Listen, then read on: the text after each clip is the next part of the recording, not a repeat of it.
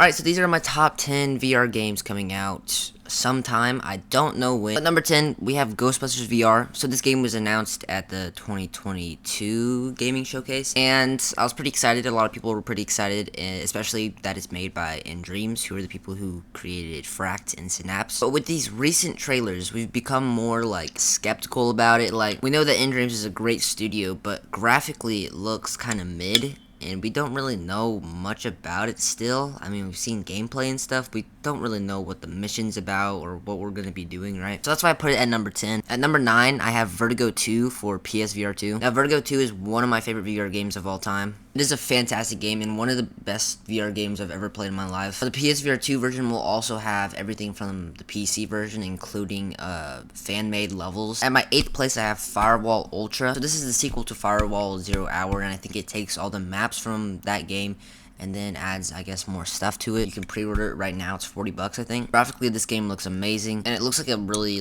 polished and really fun game. I'm actually very excited for this one, but there are some other games that I'm more excited for, such as Pirates VR. I don't know when this was announced, but it's been a while, and we've gotten such tiny information about it. The trailer for the game looks, really good, but you can tell it's not filmed in VR. You can tell it's a CG trailer, because none of the movements in there look actually natural. But it is a pretty nice trailer. Number 6, we have Wander, The Fragments of Fate. So Wander is also up there with Vertigo 2 for one of my favorite VR games of all time. Wander, The Fragments of Fate sounds like a sequel, but it's actually a remake of the first game. It's going to be taking the base game and then adding all the haptics and bells and whistles from PSVR 2 to the game. And graphically, the game will look better as well. But that's not it. The major character actually something like Bone Lab or Bone Works. Like this scene right here, you couldn't do that in the first game. It's so cool. Number 5, we have Dungeons of Eternity. Now, the reason why I'm super excited for this game is because it's by the developers who created Dead and Buried and Dead and Buried 2. And I really wish there is a Dead and Buried 3. This game also is multiplayer just like the other ones are. That's why I'm super excited for it. Now, number 4, I Expect You to Die 3. Now, I haven't played the first 2 games, but I've heard that they're really good, and so I definitely want to try out the series. Alright, at number 3, we have some sort of sequel to Lon. So Lon is up there with Vertigo and Wander